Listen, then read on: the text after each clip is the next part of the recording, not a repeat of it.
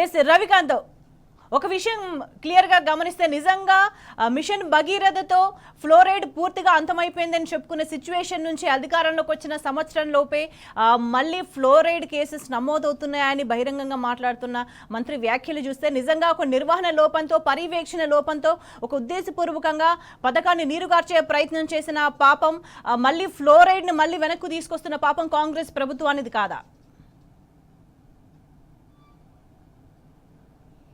ఖచ్చితంగా స్వేచ్ఛ మనం సునిశ్చితంగా గమనిస్తే కొన్ని మారుమూల ప్రాంతాలకు సంబంధించి కావచ్చు, వరంగల్ నడి గడ్డకు సంబంధించినటువంటి కొన్ని గ్రామాలే కావచ్చు, ఖచ్చితంగా అనేక గ్రామాలకు సంబంధించి బోరుకు సంబంధించినటువంటి అంటే బోర్లు వేసుకొని నీళ్లు తాగే పరిస్థితులు అంటే ఉప్పు నీరుగా ఉంటాయి, లవణాల శాతం ఎక్కువగా ఉంటుంది.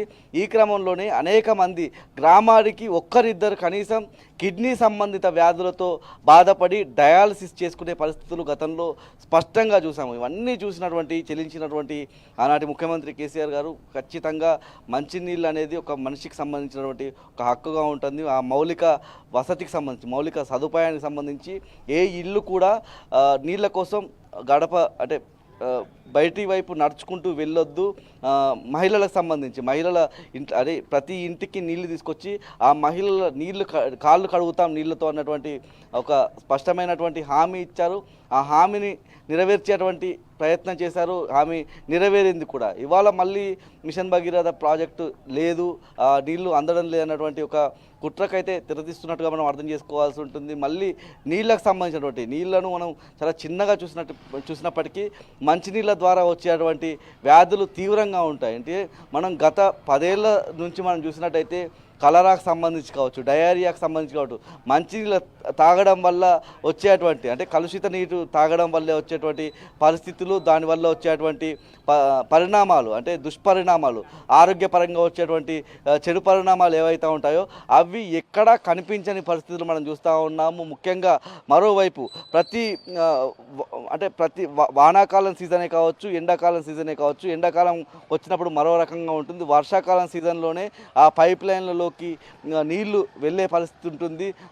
ఆ రోజు ఏదైతే బోరు నీళ్ళ ద్వారా తాగినటువంటి ప్రజలు ఆ బాటిల్స్ ద్వారా ఆ మంచినీళ్ళు తీసుకొచ్చి ఆ మంచినీళ్ళు ఎలా ఉన్నాయి, కలుషితంగా ఉండేటువంటి పరిస్థితి, బురద నీళ్లను ఇలా చూపించి వార్తలు కూడా ప్రసారం చేసిన పరిస్థితుల్లో గత 10 ఏళ్ల నుంచి ఆ వార్తలన్నీ కూడా కనుమరుగయ్యాయని మనం చెప్పుకోవాల్సి ఉంటుంది. ముఖ్యంగా బోరు నీళ్ళ తాగడం వల్ల కిడ్నీ వ్యాధులు ఎవరికైతే వస్తాయో ఆ వ్యాధులన్నీ కూడా తగ్గాయని మనం చెప్పుకోవాల్సి ఉంటుంది. కలరా లాంటి, డయేరియా లాంటి వ్యాధులు కనుమరుగయ్యాయని మనం అర్థం చేసుకోవాల్సి ఉంటుంది. ఉమ్మడి వరంగల్ జిల్లాకు సంబంధించి పెద్దగా ఫ్లోరైడ్ సమస్య లేనప్పటికీ మళ్ళీ అలాంటి సమస్య వరంగల్ నుంచి ఉత్పన్నమయ్యే అవకాశం మనకు స్పష్టంగా కనిపిస్తూ ఉంది. ఇప్పటికైనా ప్రభుత్వం కళ్ళు తెరుచుకోవాలి, ఆలోచించాలి. ఎక్కడైతే మిషన్ భగీరథకు సంబంధించి 100% పనులన్నీ కూడా పూర్తయ్యాయి, 100% కనెక్షన్లన్నీ పూర్తయిన పరిస్థితుల్లో 100% కనెక్షన్ల ద్వారా ప్రతి గ్రామానికి నీళ్ళు అందించిన పరిస్థితులు మనం చూస్తూ ఉన్నాం.